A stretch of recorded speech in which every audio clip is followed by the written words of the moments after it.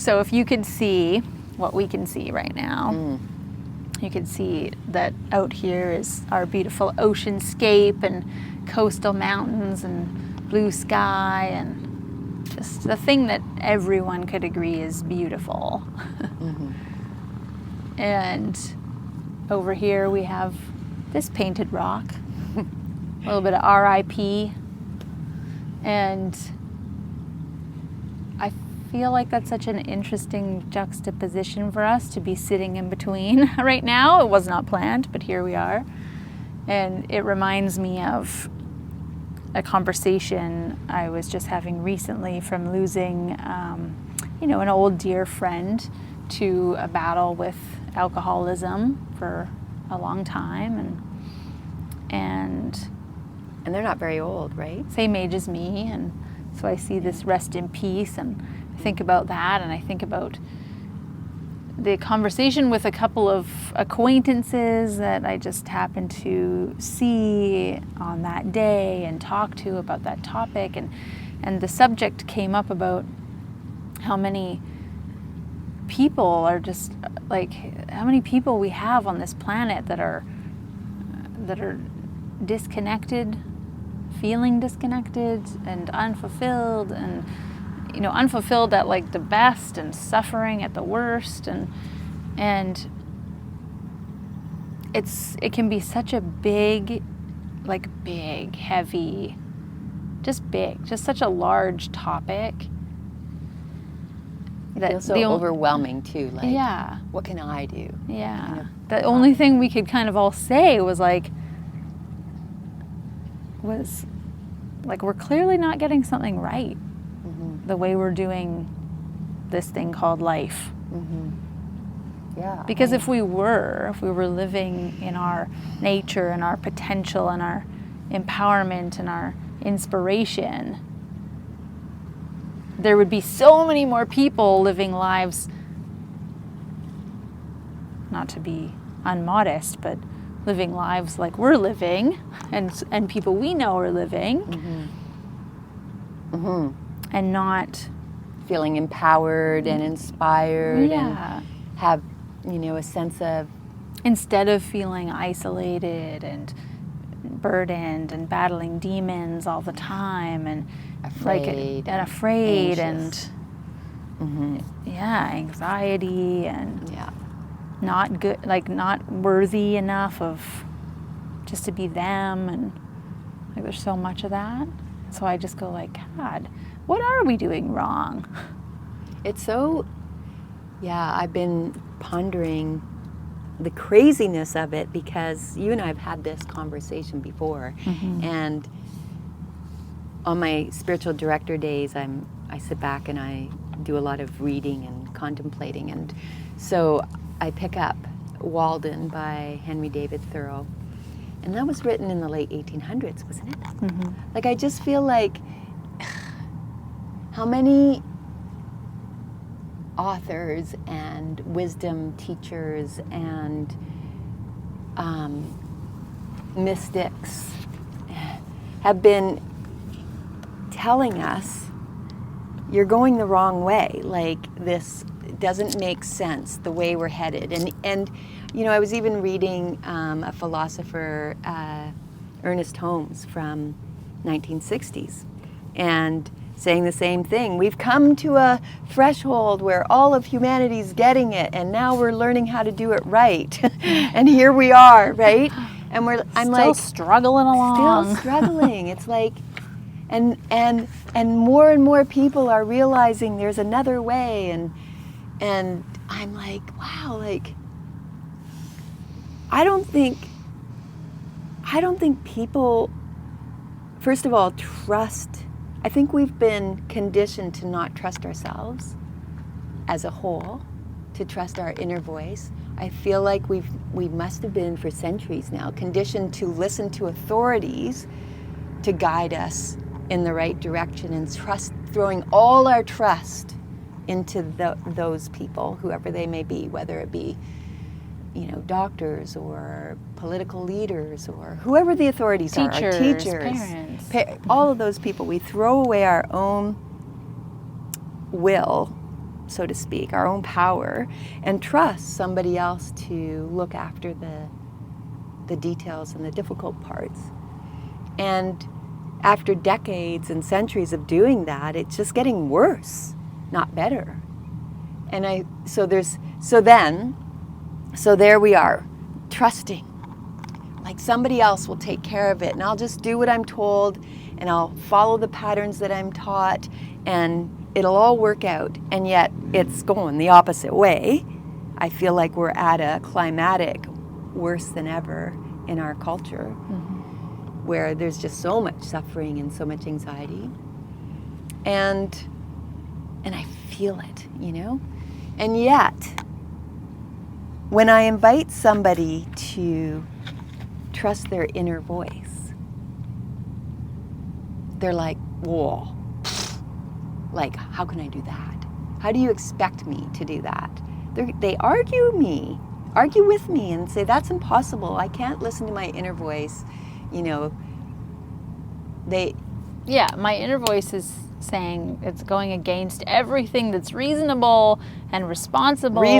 And yeah, practical. But it's not reasonable, you know, that's the thing. It's like, and yet it's so fascinating to me. Like even my son, I just had a conversation with him the last day, and about he's looking for work and employment. Mom, it's not the way it used to be. You know, this is how you got to do it today. And you can't just show up at a door and knock and say you're willing to work and you'll do a day for free and see if you like me. He goes, that's not the way it works.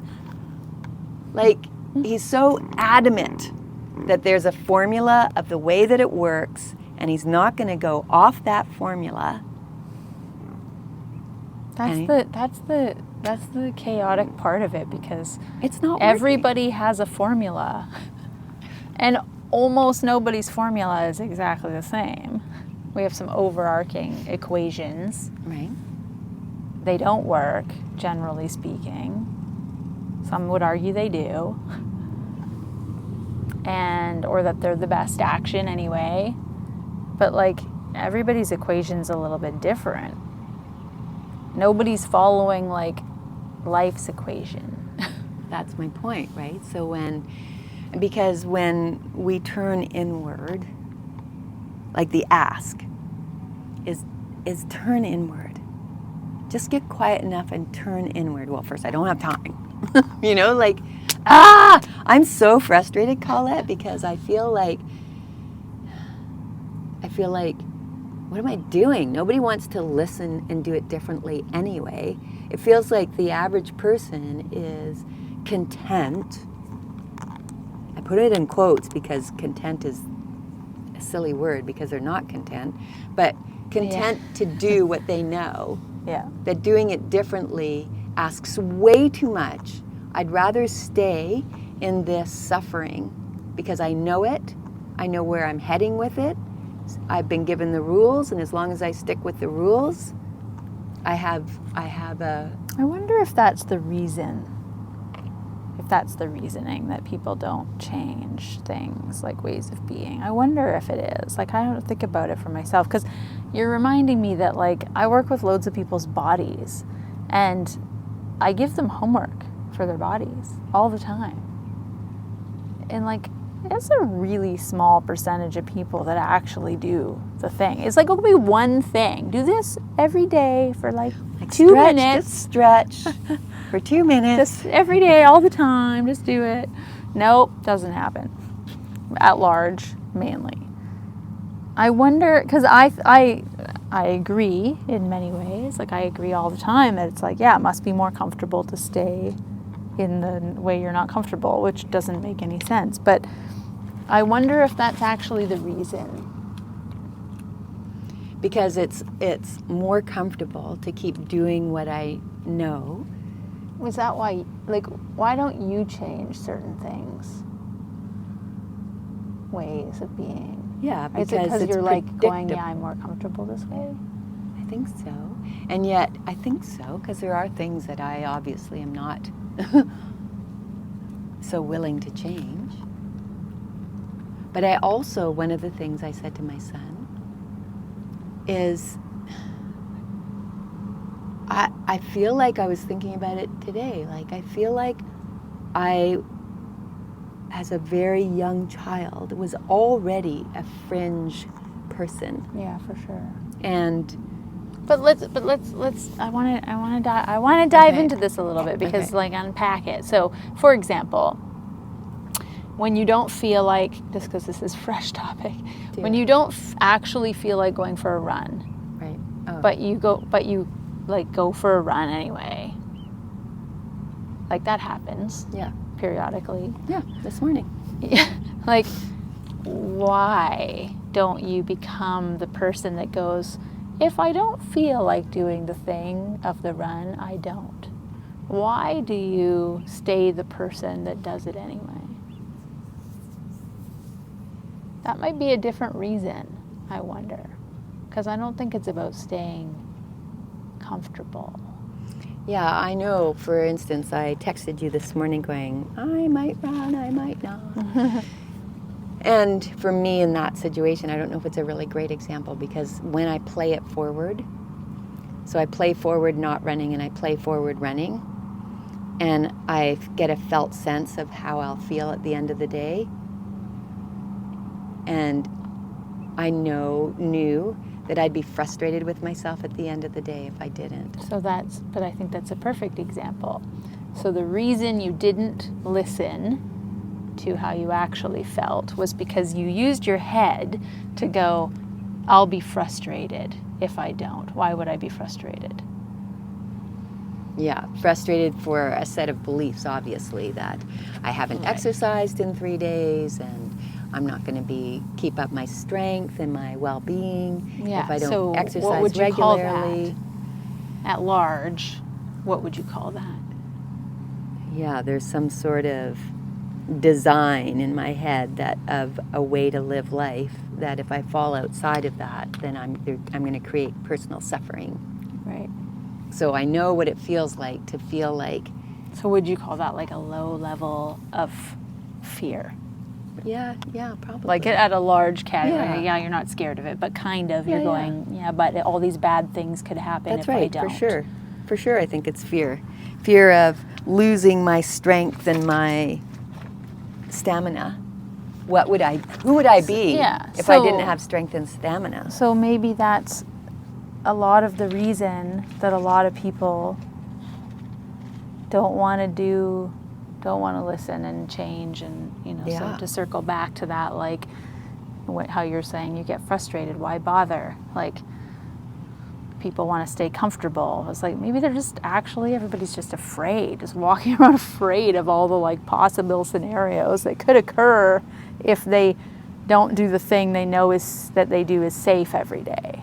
Yeah, that's curious, hey? But it's not, we're wired that way, sure, but it isn't helping us.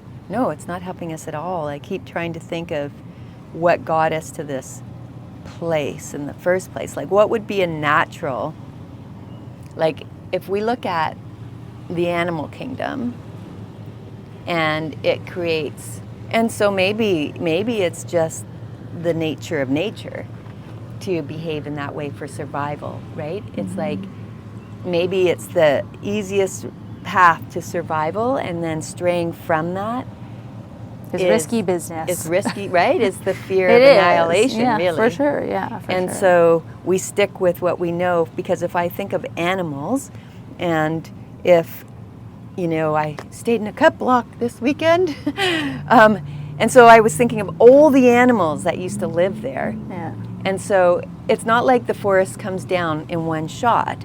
So they're gradually, the larger animals are gradually pushed, scared into a new environment. So it'd be interesting, and maybe when they're pushed into a new environment, how well they survive, because they're now not in their path of knowing, right? Their ancestors, their mom. We know they don't survive well. Okay, so they don't survive well, right? So instinctually, animals are going to live where their grandparents and their great-grandparents lived, but they're, where they have routes and patterns and it's going to be lands passed they on know down. through the generations. And so we've got generations of living in this cultural model. And so the invitation to step out of the model and do it differently. This model's not working for you. They've cut down the trees. This model's not working for you. Come over here. Yeah. No, I know here. I know Even here. if it gets really nasty and gnarly and Right. chaotic and terrible. And, I know it. Yeah. There was a book that I studied years ago. And I don't know that. Right? And he talked about why aren't people rich? Because in his mind, he was a millionaire, and in his mind, it's like there's a simple path to getting rich.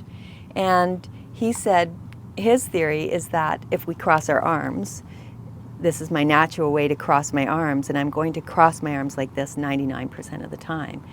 But to make a change is an invitation to cross them differently, and because that's so uncomfortable, he said the discomfort of being poor has to be greater than the discomfort of change. Right? So we have to be at our rock bottom furthest, because that's going to be so uncomfortable that change is actually easier. But right now, change is too difficult. And so I'm going to avoid that still, because even though this isn't great, it's not bad enough. Right. And yet there you have a friend choosing to stay here until they died, because the fear of change was too great, Right. was greater than the fear of death, obviously.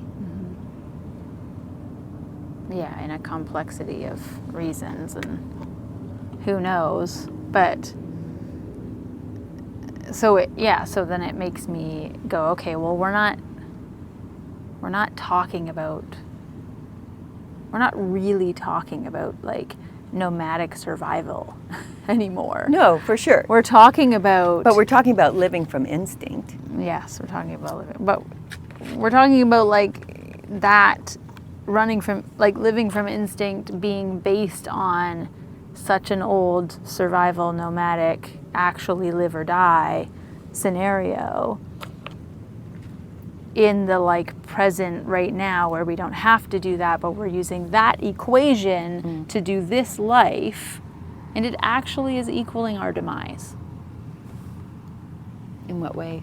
What do you mean? In the way of taking, like, people living so in such a state till, you know, they can't function, or they die, or they're miserable, or like mental health issue, and I don't know. battling demons, and what's going to change it. I feel like, I don't know, what's it going to take for people to actually want to do it differently? I think that people as a whole, we find our way of ease, and when will that no longer be okay? I mean, it's hard for me to have that conversation. I mean, aside from this chaotic rock, which is interesting. But looking out at this beauty, here I live on Vancouver Island, and it's hard for me to even have the conversation, because for the most part, like most people in our community, we live in paradise. yeah, So we have that going for us. and we're safe. And we're safe. Oh my God. But we're still safe. running from lions inside of our heads and our Right? bodies and I our feel cells. like where it gets turned up is when I go into cities, like if I go into the greater Toronto area, and it's just, there, like, nature's been devoured, and there's just traffic and noise and chaos in every direction. And at what point does that have to be turned up for the mass population to go, enough, enough? At what point will we have destroyed our ecosystems and everything that actually supports us for real? What will it take? You know, I hear people talk about, oh, you know, there'll be a food shortage, and then people are going to fight each other for food. Well, maybe that's what it's going to take for people to stop on this trajectory of blinders on. I just need to survive another day. It's good enough. I'm not going to question. I'll just do what I'm told.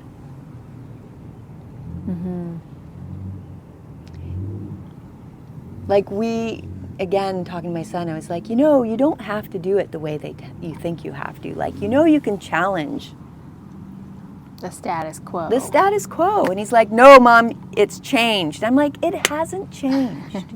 If you want to do it differently, and we were talking about the school systems and enrolling his kid, right? And I'm like, if you want to do it differently, you can. Mm-hmm. But he's like, oh, but then you'd be balking the system, and then it would create all this anxiety, and not everybody can homeschool like you did. And like, he's got all the excuses why he's All just the going to do fears. status quo. Mm-hmm. That's why we had this convoluted conversation, because he's like, Mom, you're not making any sense. Yeah, because our equation is nonsensical I guess. It's like, in the way that human beings look at sense. I mean, when somebody told me, when somebody introduced to me, you don't have to go that way, you can go this way, I'm like, cool. Okay, I'll try that. You know, like, Yeah, but you're brave. but am I? Yes. I don't think it takes bravery. I think it's just in me to, If it is, if a bunch of people's reasons is that they got fears, you might be brave. I guess. It might be a quality of yours that's built in. You wouldn't recognize it because It's just it's it. who you are. So then that's what led me to this contemplation this weekend, where I was thinking, like, you know, to ask people to listen to their inner voice and trust it. Trust it Yeah. is Okay. a big ask. So tell us all. Tell me why that is part of the equation. Yeah, because I think what we've been conditioned, all of us, is to look outside of ourselves and follow the markers. And nobody along the way, unless you've had a special parent or mentor in your life, nobody along the way has said, trust yourself. Believe in yourself. You know. Just get quiet and listen and follow your heart. How many people have said that as you grew up? Yeah, like I remember some posters on the wall at school that said things like that, and the odd person here or there, but it's a quieter message than the other messages. Can you imagine? But why is that part of our equation? Because for me, what happens, so you know how in relationship we talk about, like, if I'm worried about you showing up today and parking and stuff, and so I'm like, okay, well, I need to be there early because I want to make it easier for Colette, and I'm going to modify what I do because I'm going to anticipate your needs. So if you're doing the same and you're anticipating my needs, and I'm busy anticipating your needs, and we're modifying our behavior accordingly, and everybody's doing that, you can only guess what my needs are. You don't know them. And I can only guess what yours are. I don't know them. But everybody's doing that all the time. We're always out here. And so if we were all to turn in here and look like, okay, let me just dial into my needs, like you said, for my run. Like, do I run or not run? Let me just actually dial in and do what my heart wants instead of what my mind thinks. Then to me, it's the difference of this, because if we all are guessing what each other needs and we're never going to get it right, it's going to be to this, because we're all going to be living from our own integrity. And when a machine is operating with integrity, it perfectly aligns. So if you think of humanity as a machine and everybody's integral with themselves, you'll have a well-lubricated running machine. But right now you've got a humanity who's living life on guessing what everybody else, what they should do and what's right, and rah, rah, rah, and it just can't work. It can't work. Why does our equation work? Because we are in alignment then when we tap in with ourselves, we're tapping into the energy of life itself.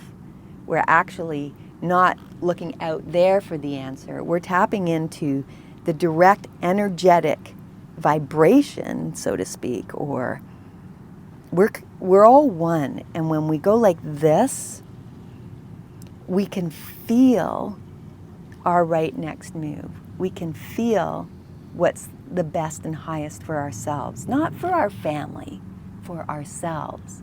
And if it's the best for me, because when I'm connected, like the instincts of animals doing what's right for their survival, the right for my survival exists within me. And that's my direct connection to the infinite whole, right there. But I'm not going to get a connection to the infinite whole by studying the ice caps on the mountaintops or watching the tides. I have to actually follow the tides within myself. That's the direct line to the infinite energy of life itself. And when we tap out here and with trying to figure it out, we're short-circuiting all the time. It doesn't work. Like, the information isn't from there, it's from here, and then it goes. It's math. It is.